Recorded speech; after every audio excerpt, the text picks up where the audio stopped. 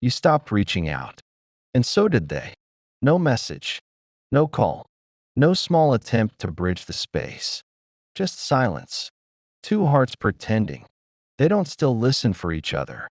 At first, it feels like peace. A strange kind of quiet you've both earned. No more waiting for a reply that never comes. No more overthinking what every pause means. You breathe. You tell yourself it's finally done. And maybe part of you even believes it. But something in you still wonders. Do they notice it too? Do they feel the silence like I do? Because with avoidance, it's easy to believe they don't. They look calm, detached, as if your absence was what they wanted all along. But here's the truth. Avoidance feels silence too.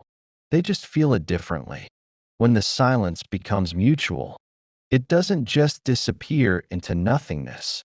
It starts to echo. At first, they tell themselves they're fine. They lean on logic, on routine, on control. They convince themselves. That distance means freedom. That not hearing from you means they can finally breathe. They distract. They scroll. They bury the ache under busyness. And for a little while, it works. Until it doesn't.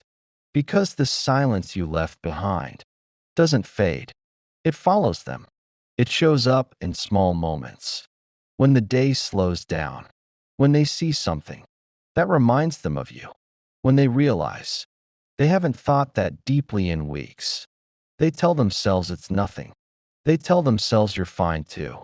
But there's this tension building quietly. The one they can't admit. They expected you to come back. You always did. You always softened first. You always made the distance feel smaller. But now, you haven't. And suddenly, their silence feels heavier than yours. They start to wonder, did I push too far? Are they really gone? Is this what I wanted? That's when the truth begins to sting. Avoidance thinks silence means safety, but mutual silence? That's different. It's not control anymore. It's consequence. Because now, they can't hide behind your presence. They can't count on your warmth to break the cold. They can't call it peace when it's really just loss. And so, little by little, the quiet they created starts to turn on them. They thought the silence would protect them. They thought if they stayed quiet long enough, the need would disappear. But it doesn't. It shifts. It hides under things they don't question. Work, sleep, scrolling, noise. Avoidance are experts at pretending absence is peace, at calling withdrawal maturity, at mistaking emotional numbness for healing. But underneath the surface, their nervous system knows better, because silence is still a signal. It's still connection, just turned inside out.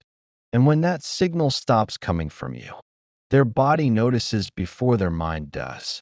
There's a moment, quiet and unremarkable, when they reach for their phone, without knowing why, when they think of something funny, and realize there's no one they want to tell, when they catch themselves replaying old conversations they swore they'd forgotten. And that's when they feel it, the cost of what they called safety, because this silence isn't like the others. It doesn't come from their choice anymore. It comes from yours. And that's a different kind of quiet, the kind they can't control. Avoidance live in the illusion. That distance gives them power, but your silence shows them something terrifying. That distance goes both ways. You learn to stop chasing. You learn that closeness forced never feels like love. You learn that peace can also mean letting go. And now, they feel the gap they created stretch further than they expected. At first, they try to rationalize it. They must be busy. They moved on. They're fine without me. They tell themselves stories that make it easier to stay cold, because feeling anything would mean admitting they miss you. But the body always tells the truth first. And for the avoidant, truth shows up in restlessness, in irritation that doesn't make sense, in moments of sudden sadness, in dreams they can't explain. They think of you in fragments. A song, a scent, a line you once said that still makes them flinch. And slowly, that control they pride themselves on starts to unravel, not all at once, just in small, ordinary ways that remind them what connection actually feels like. They won't say it. They might not even admit it to themselves. But your silence hurts, not because it punishes them, but because it mirrors them. You stop doing what they used to depend on, making the distance safe for them. You stop chasing, and suddenly, their avoidance doesn't have a landing place anymore.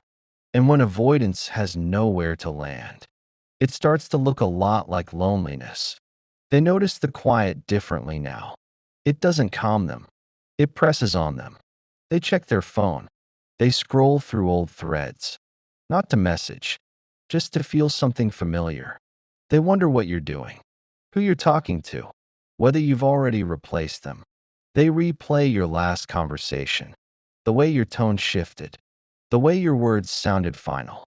And still, they tell themselves to stay silent, because reaching out would mean losing the image they've built, the one where they don't need anyone. But it's cracking, slowly, because behind every avoidant wall is a longing they never learned to trust. They don't know how to name it, so they manage it. They fold it into anger, into pride, into detachment. But silence doesn't lie. It grows heavier with every unspoken thing. And what they start to feel isn't relief, it's absence. Your absence, the one they thought they wanted. They start to remember the way you laughed, the way you noticed the small things about them they never shared with anyone else. They remember how you stayed, even when they pushed you away. And for a fleeting moment, they wish you hadn't stopped. But the silence teaches them something words never could. That connection isn't a game of control, it's a mirror. And for the first time, they're seeing what they look like when no one's loving them through the distance. That's the moment. Their defenses start to tremble. They don't message you yet, but the thought appears, the curiosity, the maybe I should just check in. They hesitate. They delete drafts they never send. They type your name and close the screen, because to reach out would mean admitting that silence hurts. And that goes against everything they were taught. Avoidants aren't cold by nature. They're scared by experience, conditioned to believe that needing someone makes them weak. But when the silence becomes mutual, it cracks that belief open because it proves something they've spent a lifetime denying. That love doesn't wait forever, that people get tired, that sometimes the one who cared most learns to care for themselves instead. That realization doesn't make them reach out immediately. It makes them retreat further first. They tell themselves they don't care. They distract harder. They make themselves believe they chose this. But somewhere inside, the story is breaking. Because avoidance isn't a lack of love. It's love tangled in fear. And silence. Silence is where that fear has nowhere left to hide. So when you stop reaching out, it isn't revenge. It's reflection. It shows them the truth of what they built and what they destroyed, trying to protect themselves. They'll never admit it out loud, but your silence unsettles them, not because of ego, but because it's familiar. It feels like the same emptiness they've been running from all their life. Only this time, they can't blame anyone for it, because you didn't leave. You just stopped reaching into a place that wouldn't open. And now, they're alone with the sound of their own walls. That's the quiet they never prepared for. Not the silence you gave them, but the one they gave themselves. And deep down, they start to feel what they couldn't before. The ache of everything they pushed away. The warmth they once called overwhelming. The connection they now miss, but don't know how to rebuild. That's what mutual silence does. It holds up a mirror to both of you. You, finally realizing peace, doesn't always mean closure. And them, Realizing control doesn't always mean safety. Somewhere in that quiet, you both feel it, the weight of what was never said, and the lesson that can't be unlearned. That love, real love, isn't found in who reaches out first. It's found in who learns from the silence. They start feeling restless, not in a loud way, in that quiet, disoriented way that comes when you've lost something you can't name. It's the small moments that undo them, reaching for their phone at night, then realizing there's no one waiting, scrolling through old messages, not to read them, just to feel the weight of being known again. Avoidance never meant to lose you. They meant to protect themselves. But protection built from fear always ends up costing connection. And now they're left with the aftermath, the silence they created, becoming the silence that keeps them awake. They remember the ease in your voice, the way you spoke, without needing them to be different, the way you didn't demand closeness. You simply offered it, and now it's gone. Not with anger, not with noise, just gone. That's what hits them hardest. Not the loss itself, but the stillness that follows. Because the avoidant never learned how to live without a fight. Conflict gave them clarity. Distance gave them safety. But peace? Peace confuses them. Your silence doesn't attack them. It just exists. It doesn't chase, doesn't explain, doesn't try to make them understand. And in that space, their control loses its meaning. They wanted distance, but not this kind. They wanted quiet, but not the kind that feels like grief. They wanted to feel powerful, but this feels like loss. Avoidants often think letting go will bring relief, but real relief doesn't come from avoidance. It comes from resolution. And this silence has none. No ending, no closure, no comfort in understanding. So their mind starts to fill in the blanks. They wonder what you're thinking, whether you miss them, whether you hate them. They build stories to make sense of the quiet. Maybe you've moved on. Maybe you're hurt. Maybe you don't care. But deep down, they know you do. They just don't know how to face what that means. Because if you still care, and they still care, then this silence isn't peace. It's fear, mutual fear, fear of saying too much, fear of saying nothing at all, fear of being the first to speak, and being met with emptiness. So they stay quiet. They keep pretending. They keep choosing control over connection, even when the control feels hollow now. But inside, the silence is no longer safety. It's noise, a constant hum of what if. What if they just stayed a little longer? What if they'd let you in? What if the person they were running from was never you, but the version of themselves that believed love meant danger? And this time, there's no one to distract them from those questions, because your silence leaves them alone with their truth. Avoidants have a strange relationship with regret. They rarely call it that. They name it logic. They call it what had to happen. But behind that calm reasoning is a heart that still aches for what it couldn't hold. And now, without your warmth softening their walls, they start to feel the full weight of that ache. They replay memories not to analyze, but to feel. The way you laughed mid-sentence, the way you check in, even when they pushed away, the way your silence used to mean safety, not separation. And it starts to hit them that what they mistook for space was actually love trying to breathe. Because love doesn't always demand closeness.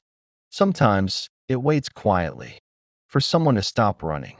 And now that it's gone, they feel that absence more deeply than any argument could have caused. Your silence is teaching them something they never wanted to learn. That connection isn't about control. It's about presence. And presence can't be replaced by logic or distraction. So they sit in it. They try to convince themselves it's fine, but it's not fine anymore. They miss you in ways they can't name. Not just the version of you they knew, but the version of themselves They could be around you. Softer, safer, seen. That's what silence does. It shows them who they were with you and who they are without you. And now, they're starting to realize those two versions aren't the same. The silence starts to stretch. Days, weeks, maybe even months. And on the surface, they still look fine. They post. They laugh. They keep moving. But inside, something's shifting. Because silence has a strange way of revealing what noise once hid. And slowly, they start to see the pattern. Every connection that got too close. Every time they withdrew just when it felt real. Every person they said wasn't the right one. Because their heart began to panic. The moment it was seen. Avoidants don't avoid people. They avoid the feelings people bring out. The vulnerability. The uncertainty. The risk of being needed. And your silence?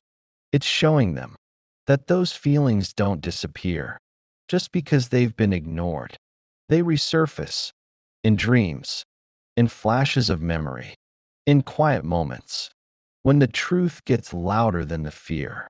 They remember how you made it easy to talk, how your presence softened the edges of their world. And for the first time, they miss that safety more than they fear it. That realization unsettles them. Because if closeness wasn't the danger, then what were they really running from? That question sits heavy. It follows them everywhere, into their routines, their work, their attempts to stay unaffected.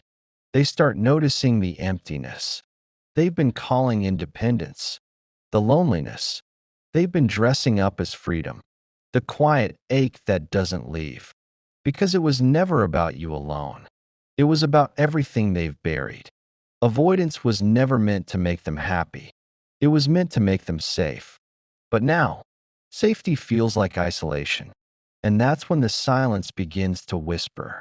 Things they can't unhear. It says, you pushed them away because they cared too much. You called it space because you were scared. You said you didn't need them, but you did.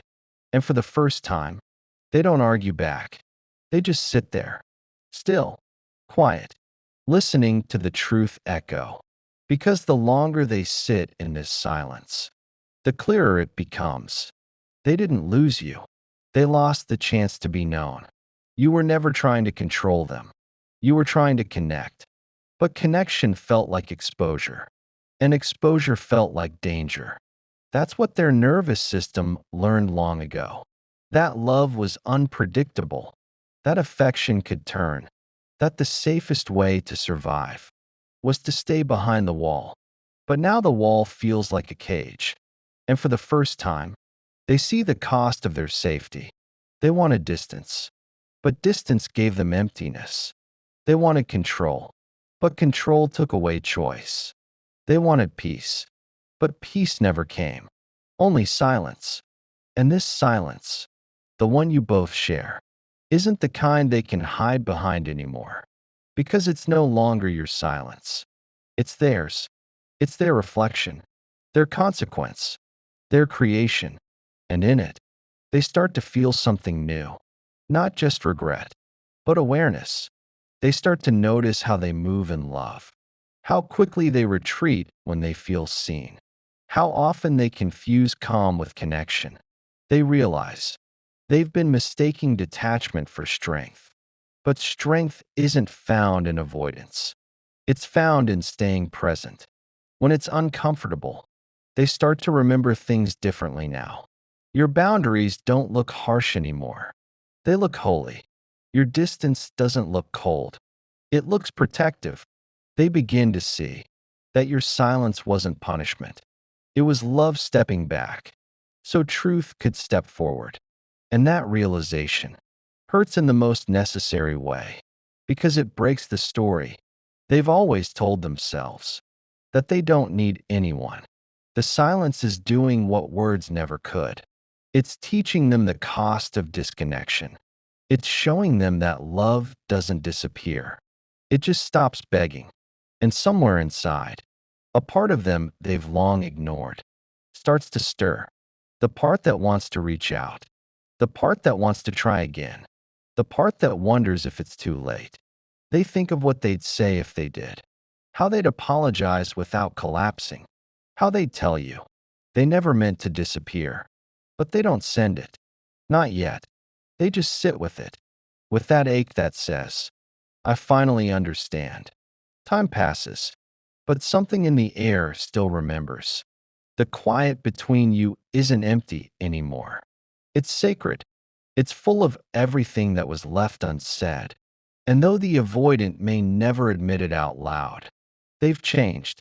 Not overnight, not with some grand realization, but slowly, through the silence. They started seeing what they once ran from. They started feeling what they once suppressed. And maybe they still can't put it into words, but they finally understand. That love was never the danger. It was the safety they couldn't yet recognize. Your silence taught them that. Not through punishment, not through power, but through absence. Because when someone like you stops chasing, they finally have to meet themselves. They can't project. They can't deflect. They can't hide behind "you're too much." Because now, you're not there to absorb their fear. You gave them the gift of space. But this time, it's not the kind that pushes away. It's the kind that awakens. And maybe they'll never say it. Maybe you'll never hear the words. But somewhere, in a quiet moment they can't explain, they'll think of you, not with blame, not with resentment, but with gratitude. Because you were the mirror. That didn't shatter when they ran. They'll remember how your eyes softened, even when your heart broke, how your voice stayed kind, even when your spirit was tired, how you walked away, not out of anger, but out of understanding. And that understanding, it's what they'll remember most. Because love like that doesn't beg, it doesn't chase, it doesn't threaten. It simply steps back and lets truth do its work. And truth always does. It breaks illusions. It reveals patterns. It heals through discomfort. And sometimes, it speaks loudest in silence. So if you're there now, in that same space of mutual quiet, wondering if they ever felt it too, know this. They did. They do. They just don't know how to name it yet. But one day, when life slows them down, when someone else tries to love them, and they finally see the difference, they'll realize the silence wasn't the end. It was the beginning of their awakening. And for you, the one who stopped trying to be enough for someone, who couldn't see what they had, this is your peace. You didn't lose anything by letting go. You gained yourself back. Because silence doesn't mean failure. It means you stopped fighting to prove your worth. You stopped rescuing someone who had to meet their own pain. And that's what love does, too. It lets go, when holding on would mean self-abandonment. So don't look back. Don't question the quiet. You didn't give up. You evolved. And if this silence taught you something, if it showed you that love can be soft and strong at the same time, then maybe let that truth live here, in this moment, in the space between you and the screen. Because sometimes, the most healing thing we can do is stop trying to fix what silence is already healing. If this spoke to you, let it stay with you. You don't have to comment. You don't have to explain. Just breathe. And remember, you were never hard to love. You were just trying to love someone who wasn't ready to feel safe yet.